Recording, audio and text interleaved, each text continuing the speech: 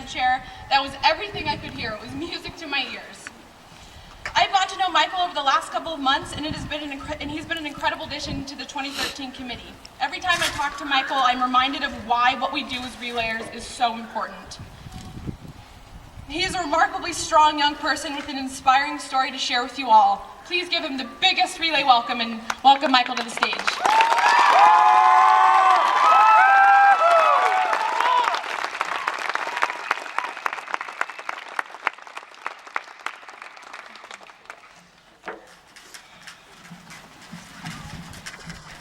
This is really happening, isn't it? Welcome, everyone. My name is Emanuel Emanuel, and I'm here to share a little bit of my story. I'm currently a junior here at Southern Oregon University studying criminal justice, but my story starts in 2003. In May of 2003, at the age of 35, my beautiful mother, Lisa Emanuel, was told that she had infiltrating ductal carcinoma, a more rare type of breast cancer. I was 11 at the time. My brother Nick was 8, and my other brother Tanner was 6. We were a little young for the news, but my father Frank was shocked. We didn't know what to think at the time. Shortly after the news, my mother started chemotherapy. This is when it hit me hard, and it made me worry a lot about my mom, like how sick she was going to get, how long she was going to have it, or how long she was going to live. After chemo, there were many surgeries that my mom had to go through. It killed me to see her go to the hospital and be in recovery mode all the time. After countless surgeries, she was later told that she had cancer in her other breast, and in 2005, she was told that there was cancer in her ovaries. You would think with all this bad news, she would be a completely different person, but she was strong. Stronger than anyone that I knew, and that she was able to keep her faith and fight on. In 2007, the bad news continued.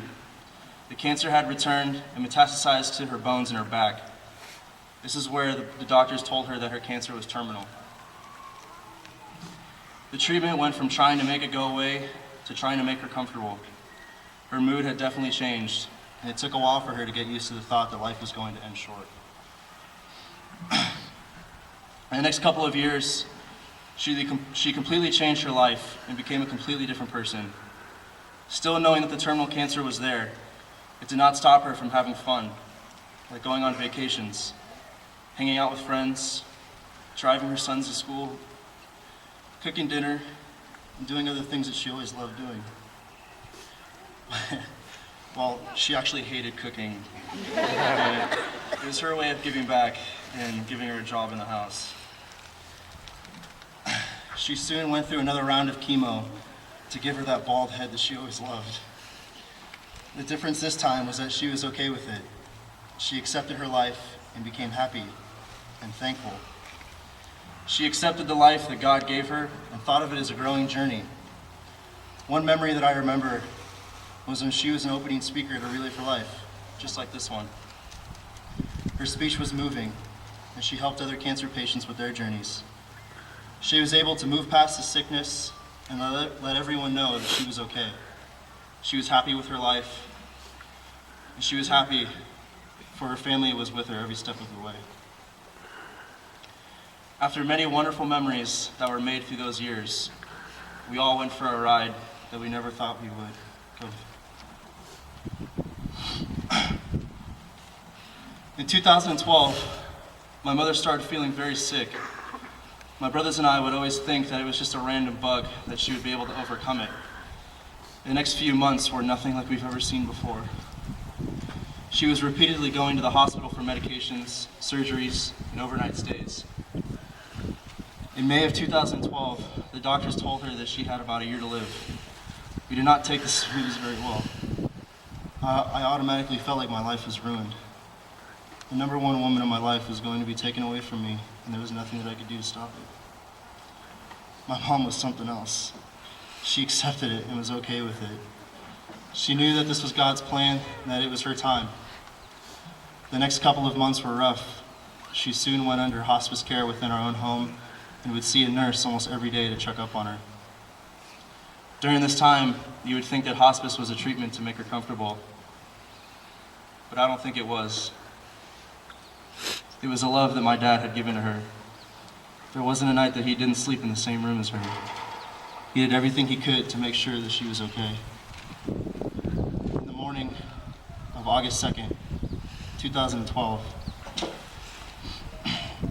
my mother had gotten out of bed, but it didn't look like she was asleep.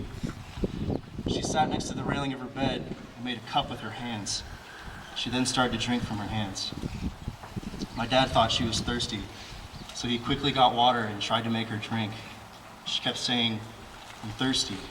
I'm so thirsty. I need to drink." In the book of John from the Bible, Jesus talks about eternal water that will give you eternal life. This is exactly what my mother was doing, drinking eternal water. A couple hours later, she died with her boys by her side.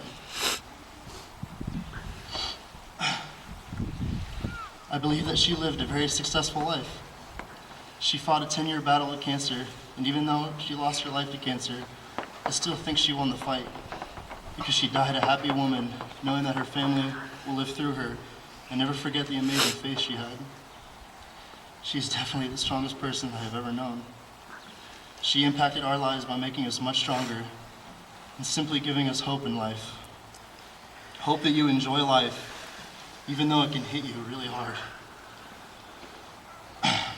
I believe that every cancer patient is given eternal water. Their story is never forgotten, and they will always be loved. This is exactly why I'm here today. To live through my mother and tell a story that will hopefully change lives. And it's not me that's doing it. It's my mother and everyone else that has lost their life to cancer. Their stories deserve to be told, not only because they're inspirational, but because we owe it to them. They fight for their lives every day and create a new journey that will change their own lives and the lives of people around them. They deserve to have the love that my father had from my mother. They deserve to be honored, and they deserve to be happy. I know everyone here has an amazing story to tell. Stories that are worth telling and should be told. I urge these people to do so and spread the word that cancer affects everyone. I am extremely thankful for the people that have made this event happen, and I thank them for letting me tell my story.